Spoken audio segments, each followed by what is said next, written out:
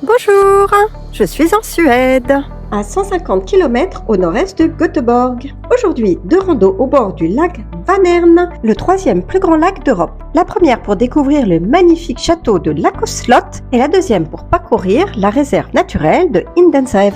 Je suis avec Steph et nous commençons par la route depuis Göteborg pour atteindre Spiken, le départ de notre première rando. Un beau moulin. Alors on démarre au bord du lac. Le lac Vänern est le plus grand lac du pays et le 3e plus grand lac d'Europe. Après 2 lacs russes, Lagoda et Onega. Ça y est, on est sur un petit sentier. Alors il fait que -4, mais il y a une espèce de vent du nord glacial. Température ressentie, moi je dirais -10. Le balisage du sentier.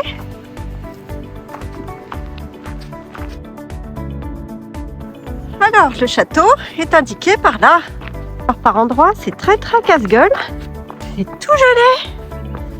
J'ai les crampons dans le sac, mais je pense que ça ne servirait pas à grand-chose sur la glace vive. Beaucoup de glace, mais pas beaucoup de neige pour la saison. J'aime beaucoup ces petits bâtiments peints en rouge. Regardez comme ce chêne est beau. Oh, il est majestueux, gigantesque. Et là, on passe sous une arcade. Waouh! Il y a des branches jusqu'au sol. Ce magnifique chêne a au moins 200 ou 300 ans. Il a d'ailleurs une petite plaque commémorative. Et là, je vais vous montrer comme ce tronc est énorme. Je ne couvre même pas un quart de sa circonférence avec mes bras. Jolies les petites barrières là. Et voilà, on est rentré maintenant dans la forêt. On chemine sur ce sentier qui est plat mais un peu traître. Il y a des bonnes plaques de verglas de temps en temps. Il faut cheminer avec précaution. On s'est un peu éloigné du lac en marchant dans cette grande forêt nordique, mais le voici à nouveau en visu. J'ai eu envie de prendre la petite passerelle pour aller regarder cette petite maison qui est vraiment sur le lac, mais elle était bien trop gelée pour ça. Et maintenant, c'est un petit monotrace qui chemine au bord du lac. On est à l'abri du vent et il fait un petit peu meilleur ici. Le lac sur cette portion est complètement gelé, mais la glace suit la forme des vaguelettes. Et tout plein de mousse. Jolie vue pour cette table de pique-nique, mais qui est en plein vent. Le sentier est très ludique, ça monte et ça descend dans des rochers. J'adore! Il y a tellement de vent qu'il y a des vagues sur la partie du lac qui n'est pas gelée. Super mignon cette petite portion de sentier. Waouh, les couches de glace! Et là, une véritable œuvre d'art naturelle. Alors ici, on est de nouveau au vent. Il fait très froid.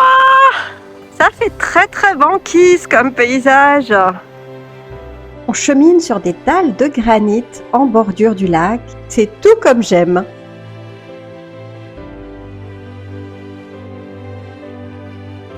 Oh là là, c'est super mignon ce petit sentier. Un petit pont à traverser, un peu penché, mais heureusement, lui n'était pas verglacé. Et la première vue sur le château de Lako se révèle. Et voilà, tout au long du sentier, on a une belle vue sur le château. Le sentier en lui-même est charmant, mais en plus, avec le lac gelé et le château qui se dessine, c'est tout simplement fabuleux. Vous ne trouvez pas ? Le château de Lako a été construit en 1298 et puis transformé et rénové au cours du temps. L'une des raisons de son emplacement, c'est le lac et le petit port naturel qu'il y a devant, le principal mode de transport étant sur les eaux, sur le lac et ses affluents dans cette région. Les propriétaires du château faisaient payer une taxe à tous les habitants des provinces autour du lac Vanern sous forme de céréales, de beurre, poisson, viande et cuir. Ces taxes étaient donc envoyées en bateau jusque dans le port devant le château. Une petite pause fika bien au chaud avec une jolie vue.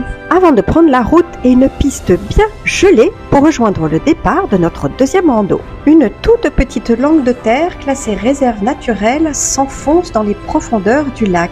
Et nous entamons cette rando au pas de course parce qu'il est tard, mais c'est l'heure idéale parce que tout le cheminement, on va pouvoir admirer les couleurs du couchant sur le lac. Absolument sublime.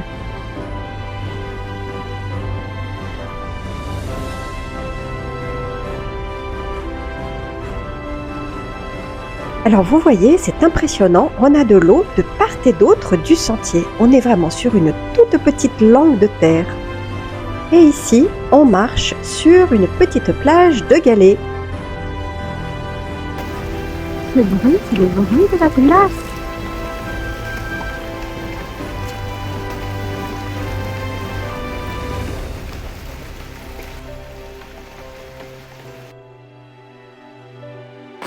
Ah bah là, il y a beaucoup plus d'eau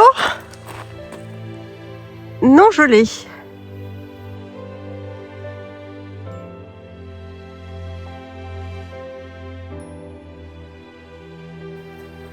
C'est de plus en plus étroit. On arrive à Indensbach, l'un des plus grands du lac Vanern. Un bac, c'est une marque de navigation fixe construite en bois, comme un phare, mais sans lumière. Et la lune est magnifique. Et ça y est, le soleil est passé derrière les gros nuages du bas de l'horizon. Bien, il est temps de faire demi-tour. Petite pause avant de repartir au pas de course pour arriver à la voiture avant la nuit. Dernier coup d'œil au bac et nous voilà repartis. Il fait de plus en plus sombre, mais nous arriverons à temps avant la nuit à la voiture. Et c'est ainsi que se termine cette belle journée.